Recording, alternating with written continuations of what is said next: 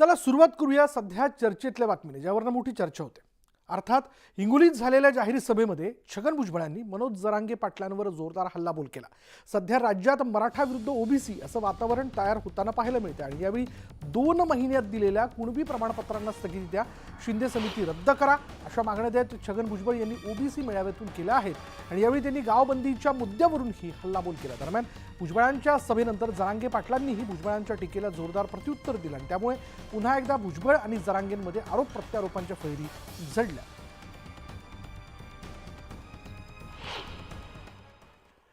ही शिंदे समिती आपण जी निर्माण केली, सांगण्यात आलंय सुप्रीम कोर्टाकडून मराठा समाज मागास नाही, मग ही शिंदे समिती ताबडतोब रद्द करा, यांना काही अधिकार नाही.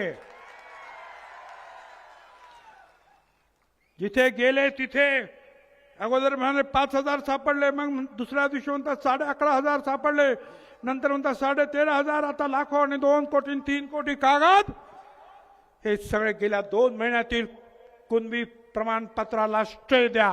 त्यांना जरी वाटतं असं आमची दहशत आहे, त्या दहशतीखाली आम्ही 70 वर्ष मराठ्यांना मिळू दिलं नाही, आताही मिळू देणार नाही. समिती रद्द करा. कायद्याचे मालक झाले, कधी संविधानाचे मालक झाले, कोर्टाचे पुढचं न्याय करायला निघालेत की कायदे. स्वतःला काय समजायला लागलेत काहीच कळलं नाही त्यांना. सध्या ते होतच नसतं. आमचं रद्द झालं की तुमचं सगळं ऑटोमॅटिक रद्द होईल. मग ऑटोमॅटिक हे म्हणजे काय, मी असं इशारा नाही येऊ, कारण आमच्या शासकीय नोंदी आहेत, तुमच्या नोंदी फिंदी काहीच नाहीत. मग तुम्हाला कसं काय घेतलं मग ओबीसी? काय हे असं म्हणजे त्याचं म्हणजे लायकी नसणाऱ्याच्या हाताखाली काम करण्याची वेळ म्हणे आता मराठा समाजाला आलेले. का रे बाबा, आमची लायकी काढतो? छत्रपती शिवरायाच्या स्वराज्यासाठी लढणाऱ्या प्रत्येक 18 पगड जातीतील बहुजन मावळ्यांकडे लायकी होती, म्हणून ते शिवरायासाठी लढले. ते राज्यकर्त्यांच्या बद्दलचं होतं. ते मुद्दाम भरकडे येणार आहेत, आम्हाला चांगला माहिती. ते भरकडे त्यासाठी ते पांढरे झालेले जातात. त्यांना काळं व्हायचं वाटतं, परत डोक्याची केस ते पांढरे यासाठी झालेले. लायकी देवांची त्यांनी काढली, पंढरपूरची. जाती जाती तीड निर्माण करायची कोरडी काठ्याची भाषेत त्यांनी केली. हे असले धंदे आम्ही नाही करत. एकामेकाच्या जातीचं संविधान लिहिण्याबद्दल आम्हाला किती आदर आहे ते तुम्ही आम्हाला नका शिकू. कल्पना केली, कदाचित असं म्हटलं असेल त्यांनी, सर ते बॉम्ब फेकले ना, त्या अर्धाच बंगला जळाला आणि एकही मेला नाही, माफ करा. हा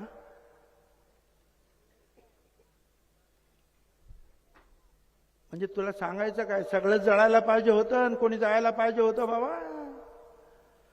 अरे गेला कशाला? तर रोहित पवारांची जागेवरती यात्रा आलेली मराठ्यांनी, जागेवर बंद केली. राजेश टोपेला मुळी टाकून दिली नाही मराठ्यांनी. काय माहितीये तुम्हाला? नारायण कुचे रोज फिरतात आमच्या समोर, बोलवा त्यांना आमच्या समोर. तुमच्या जातीचे म्हणून बोलताय का? जातीवाद कशाला करता? नारायण कुचे जात बघायला लागले का तुम्ही?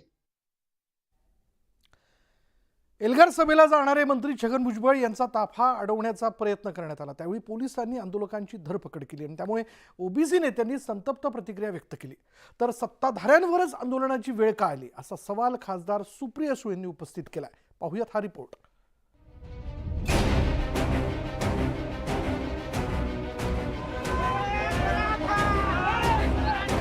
नांदेडमध्ये छगन भुजबळ यांचा ताफा अडवण्याचा प्रयत्न झाला. मराठा कार्यकर्त्यांनी छगन भुजबळ यांच्या ताफ्याला काळे झेंडे दाखवले.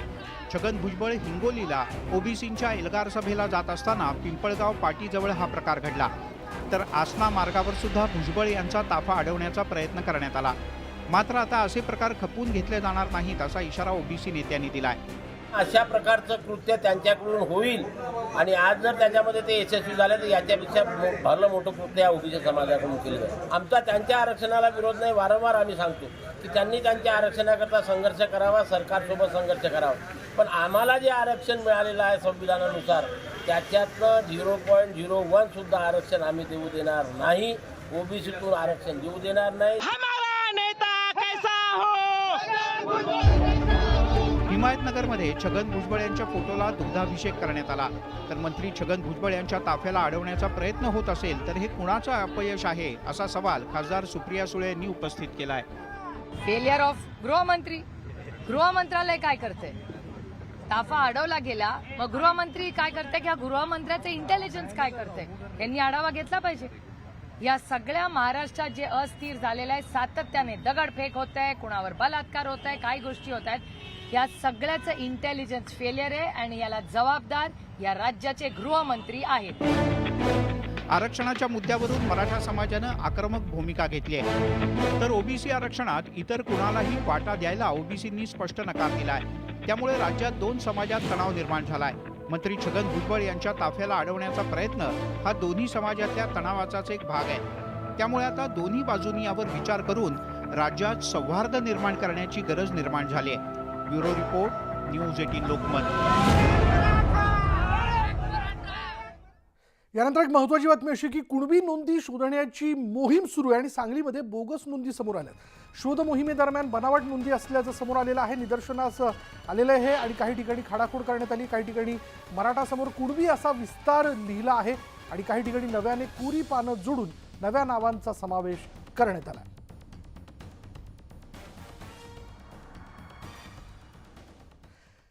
तर जालन्यातील दगडफेक प्रकरणाच्या मास्टर माइंड मागे कुणाचा हात आहे असा सवाल भाजप नेते नितेश राणे यांनी उपस्थित केलाय.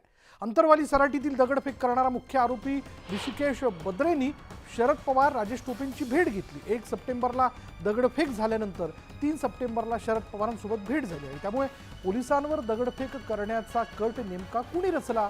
महाराष्ट्राला कोण अशांत करतंय असा सवाल नितेश राणे यांनी ट्विटरद्वारे उपस्थित केला.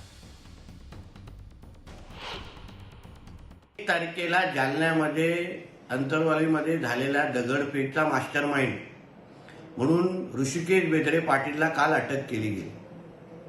हा ऋषिकेश बेदरे पाटीलचा 3 तारखेला आदरणीय पवार साहेबांबरोबरचा फोटो त्याच्याच फेसबुक अकाउंटवर अपलोड केला गेलेला आहे. मग ह्या निमित्ताने महाराष्ट्राला अशांत करण्याचा कोण प्रयत्न करताय ह्याची उत्तरं आता महाराष्ट्राला भेटली पाहिजे. मला आठवतं की त्या दगडफेकीनंतर पोलिसांनी लाठीचार्ज का केला, कोणी आदेश दिला, ह्यामुळे आदरणीय देवेंद्र फडणवीसजींवर उठसूट टीका केली गेली. काड्या लावण्याचा पण आरोप झाला. मग आता ह्या निमित्ताने जरांगे पाटील असो किंवा अन्य विरोधी पक्षाचे नेते असो, त्यांनी महाराष्ट्राला उत्तर दिले पाहिजे की त्या दगडफेकीचा उद्दिष्ट की ती दगडफेक नेमकं कोणी करायला लावलेली. 1 सप्टेंबर रोजी दगडफेक झाली, मात्र 3 सप्टेंबर रोजी शरद पवार आणि राजेश टोपे यांची त्यांनी आरोप कोणी फोटो केलाय? समोर आणलेले आहेत. आरोप नितेश कोणी राणे. केलाय? भाजपच्या मी पाहिलेला नाही, त्याच्यामुळे मी बोलणार नाही त्याच्यावर. त्यांचा फोटो आहे आणि आरोप सुद्धा करण्यात आला फोटो होता. सगळे परंतु माझे आणि देवेंद्र अटक सुद्धा फडणवीस करण्यात आला. माझे आणि देवेंद्र फडणवीसांचे अनेक लोकांबरोबर फोटो आहेत.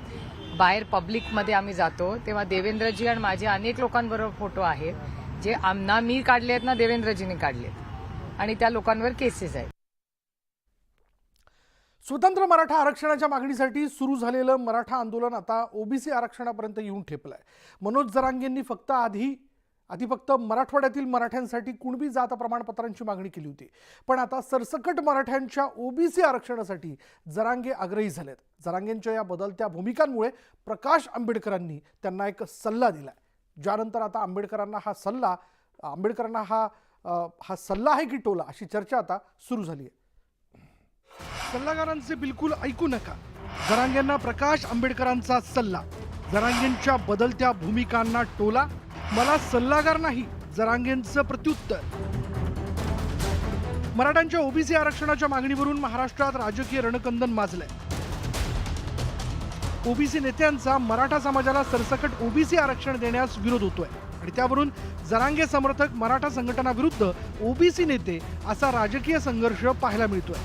जरांगेंमागे नेमकं कोण असाही सवाल काही नेते उपस्थित करतात. याच राजकीय संघर्षात आता प्रकाश आंबेडकरांनी जरांगेंना एक सल्ला दिला. शनिवारी मुंबईच्या छत्रपती शिवाजी महाराज पार्कमध्ये वंचित बहुजन आघाडीची संविधान सभा झाली। या सभेत बोलताना आंबेडकरांनी जरांगे पाटलांना सल्लागारांचं बिलकुल ऐकू नये, सोनिया गांधींनी केलेली चूक तुम्ही करू नका असा सल्ला दिला। जरांगे पाटलांना सुद्धा असणारा माझा तोच सल्ला आहे, जो सोनिया गांधींनी चूक केली कृपा करून तुम्ही चूक करू नका, सल्लागाराचं बिलकुल ऐकू नका। काका तुम्हाला सांगितलं सल्लागाराने तिथे असताना की बाबा घोडे पाठीमागे राहिले आणि गाढवं पुढे गेली। इथे कोण घोडे नाही, इथे कोण गाढवही नाही, या देशामध्ये माणसं आहेत। खरं तर प्रकाश आंबेडकरांनी मराठा आरक्षणाच्या मागणीला पाठिंबा दिला, पण मनोज जरांगेंच्या सुरुवातीच्या मागण्या आणि आताच्या मागण्यांमध्ये बराच बदल झाला आणि त्याच पार्श्वभूमीवर प्रकाश आंबेडकरांनी केलेलं हे विधान सूचक मानलं जातं। पण जरांगेंनी मात्र आपल्याला सल्लागार नसल्याचं सांगत आंबेडकरांचा हा सल्ला फेटाळून लावला। मोठ्या उंचीचे व्यक्ती आहेत, मी बोलायचं म्हणून मीडिया पुढे बोलत नाही। मी सांगतोय ते सगळं खरं आहे, सत्य आहे आणि ते स्पष्ट बोलतात, खरं बोलतात। पाठबळ एकदा दिलं की मागं सरकत नाहीत, एकदा दिलं की त्यांचा स्पष्टपणा आहे त्यांच्यातला। त्यामुळे त्यांचा सल्ला आपल्याला मान्य, मी कोणाचे सल्ले मान्य नाही करत, पण त्यांचा सल्ला आपल्याला 100% मान्य। पण आपल्याला मला सल्लागार काय नाही।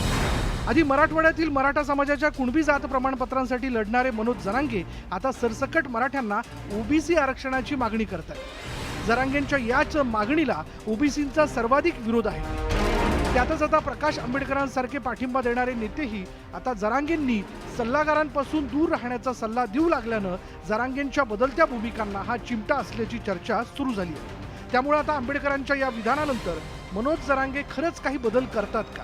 मराठा आंदोलनातील राजकीय हस्तक्षेप थांबतो का?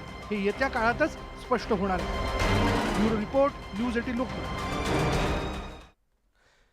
पुढे पाहूयात, मराठा समाजाला आरक्षण देण्याचा प्रयत्न आहे। आरक्षणाबाबत मुख्यमंत्री उपमुख्यमंत्र्यांकडून आढावा घेतला जातो आणि शिंदे समितीच्या कामकाजाचा देखील आढावा घेण्यात आलाय। दस्तऐवज ऑनलाईन जाहीर करण्याच्या सूचना देखील देण्यात आल्या आणि मराठा आरक्षणासंदर्भात मुख्यमंत्री एकनाथ शिंदे आणि उपमुख्यमंत्री देवेंद्र फडणवीस यांनी आढावा घेतल्याचं कळत आहे। आरक्षणासाठी नेमण्यात आलेल्या शिंदे समितीकडून आतापर्यंत केलेल्या कामकाजाबाबत माहिती जाणून घेण्यात आली। तसंच आतापर्यंत सापडलेली मराठा आरक्षणाबाबतचं दस्तऐवज, कुणबी प्रमाणपत्र ही ऑनलाईन जाहीर करण्याच्या मुख्यमंत्र्यांनी सूचना दिल्या।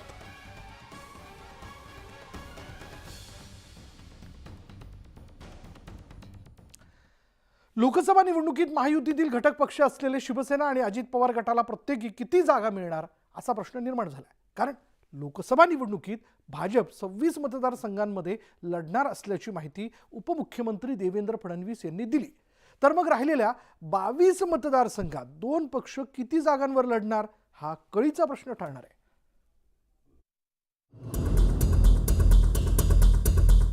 उपमुख्यमंत्री देवेंद्र फडणवीस यांनी लोकसभा निवडणुकीचा बिगुल वाजवलाय। लोकसभा निवडणुकीला अवघे 6 महिने अवकाश असल्यानं देवेंद्र फडणवीस यांनी दिलेल्या मुलाखतीला महत्त्व प्राप्त झालंय। एका इंग्रजी वृत्तपत्राला दिलेल्या मुलाखतीत उपमुख्यमंत्री देवेंद्र फडणवीस भाजप 26 जागांवर तर शिवसेना आणि अजित पवार गट मिळून 22 जागांवर लढणार असल्याचं सांगितलं। 26 जागा भाजपने घेतल्यात असं देवेंद्रजी म्हणतात आणि टाइम्स ऑफ इंडियाला जी मुलाखत दिली आहे, मी आपल्याला सर्वांना हात जोडून विनंती करतो की आज आपण राजकीय विषयावर काही चर्चा करू नये। 2019 मध्ये झालेल्या लोकसभा निवडणुकीत भाजप आणि शिवसेनेची युती झाली होती। 2019 मध्ये भाजपनं 26 आणि शिवसेनेनं 22 जागा लढवल्या होत्या। त्या न्यायानुसार जर आता एकनाथ शिंदेंच्या शिवसेनेनं 2024 मध्ये 22 जागांची मागणी केली तर अजित पवार गटाला किती जागा मिळणार असा प्रश्न आता निर्माण झाला। राष्ट्रवादी काँग्रेस अजित पवार गटाचं लोकसभा निवडणुकीत किती जागांवर समाधान होईल असा प्रश्न आता निर्माण झाला। आता काल फडणवीस म्हणले आमच्या लोकसभेच्या जागा फिक्स झालेल्या आहेत, लोकसभेच्या मी त्याबद्दल काही स्टेटमेंट करू इच्छितो। महायुतीच्या जागा वाटपात भाजपला 26 आणि शिवसेना अजित पवार गटाला मिळून 22 जागा मिळणार आहेत। आता 22 जागांमध्ये शिवसेना आणि अजित पवार गटाला किती जागा मिळतात याकडे राजकीय वर्तुळाचं लक्ष लागलं। Bureau report, news 18 Lokmat. Aditya Thackeray यांनी 31 डिसेंबरला सरकार कोसळेल अशी भविष्यवाणी केली होती आणि त्या विधानाचा खासदार प्रतापराव जाधव यांनी चांगलाच समाचार घेतला. आदित्य ठाकरे प्रसिद्धीसाठी कॅमेरासमोर राहण्याकरता उलटसुलट विधानं करत असतात. आदित्य ठाकरे यांच्यावर उद्धव ठाकरेंपेक्षा संजय राऊत यांचीच जास्त छाप असल्याची घणाघाती टीका खासदार प्रतापराव जाधव यांनी केली. आदित्य ठाकरे हा सातत्यानं याच्यामध्ये टी व्हीवर किंवा कॅमेऱ्यासमोर राहण्यासाठी उलटे सुलटे स्टेटमेंट त्या ठिकाणी करून प्रसिद्धी मिळवत असतो. पण मला तरी असं वाटते की आदित्य ठाकरेवर उद्धव ठाकरेपेक्षा संजय राऊताची जास्त छाप पडलेली दिसते सध्या, की ज्या संजय राऊत सारखेच तो विधानं त्या ठिकाणी करत असतो. तर बातमी परभणीतनं. परभणीमधील 4 ठाणा इथून युवा संघर्ष यात्रेच्या 11व्या दिवसाला सुरुवात झाली. दिवसाच्या सुरुवातीलाच आमदार रोहित पवार आणि रोहित पाटील यांनी पोलीस भरतीची तयारी करणाऱ्या तरुणांकडून गोळाफेकीचे धडे घेतले. त्यांनी यावेळी जिंतूर सेलू विधानसभा मतदारसंघाचे माजी आमदार विजय भांबळे हे देखील उपस्थित होते. गोळाफेक करक युवकांच्या हिताचा निर्णय घेत नाहीत, अशांच्या डोक्यात हा गोळा बसावा असं वक्तव्य आमदार रोहित पवारांनी केलं.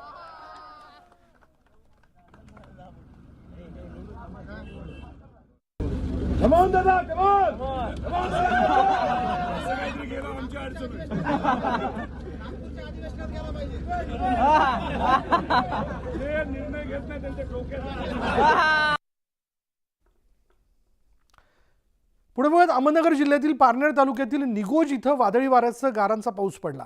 हवामान खात्यानं राज्यात अवकाळीचा इशारा दिला होता, मात्र आता अनेक ठिकाणी वादळी वाऱ्यासह तुफान पाऊस पडतोय. भारतीय हवामान विभागानं दिलेल्या माहितीनुसार पुढील 3 दिवस राज्याच्या विविध भागात अवकाळी पावसाचा इशारा देण्यात आला होता.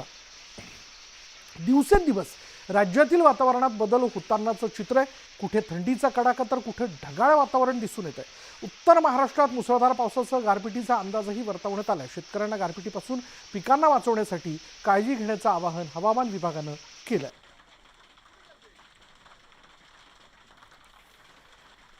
आता पावसाबद्दलचीच नाशिक जिल्ह्यातनं बातमी अशी की नाशिकच्या निफाड तालुक्यात, लक्षात घ्या, निफाड तालुक्यामध्ये गारपीट झाली. चांदवड, पिंपळगाव, बसवंत या परिसरातही गारांचा पाऊस झालेला आहे. या गारपिटीमुळे द्राक्ष उत्पादक शेतकऱ्यांचं मोठं नुकसान झालं. त्यामुळे द्राक्ष उत्पादक शेतकरी अडचणीत आला.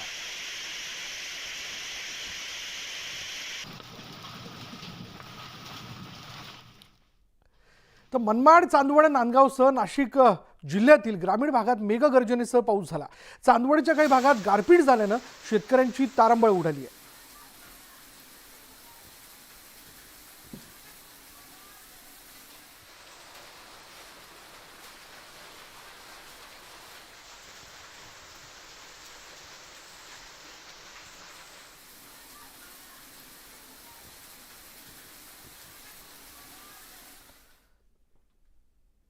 तर मावळ तालुक्यात झालेल्या अवकाळी पावसानं शेतकऱ्यांनी कापणी करून ठेवलेल्या भात पिकाचं मोठं नुकसान झालंय. यंदा पाऊस कमी झाल्यानं उत्पादनात घट झाली. अशातच आता अवकाळी पावसाने पिकांचं नुकसान झालं आणि त्यामुळे त्वरित पंचनामे करून शेतकऱ्यांना नुकसान भरपाई द्यावी अशी मागणी शेतकरी करतायत.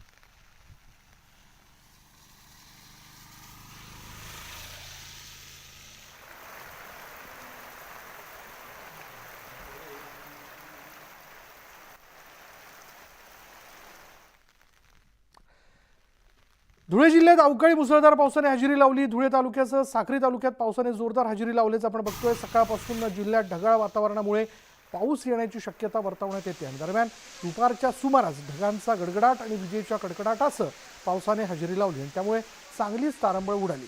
धुळ्यासह नंदुरबार, जळगाव आणि नाशिकमध्ये विजांच्या कडकडाटासह पावसाचा इशारा देण्यात आलेला आहे.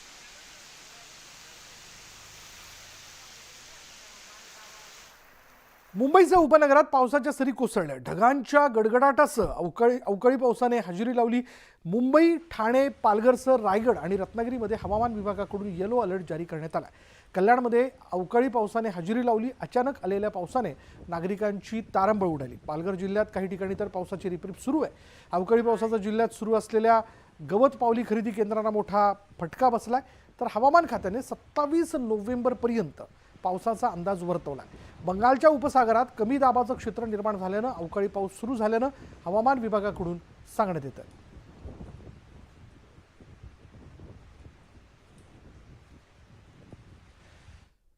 आणि यानंतर एक ब्रेकिंग न्यूज अशी आहे की राज्याचे मंत्री छगन भुजबळ यांच्या सुरक्षेत वाढ करण्यात आली. मंत्री छगन भुजबळ हे 2 दिवसाच्या पुणे दौऱ्यावरती आहेत. पुणे विमानतळावर भुजबळ काहीच वेळात दाखल होतील आणि त्यांच्या सुरक्षेसाठी पुणे विमानतळावर मोठा पोलीस बंदोबस्त तैनात करण्यात आला आहे. वरिष्ठ पोलीस अधिकारी, गुन्हे शाखेचे पोलीस यासह इतर पोलीस अधिकारी विमानतळावरती तैनात आहेत. आज सकाळी भुजबळ यांचा ताफा काही मराठा समाजाच्या तरुणांनी अडवला होता.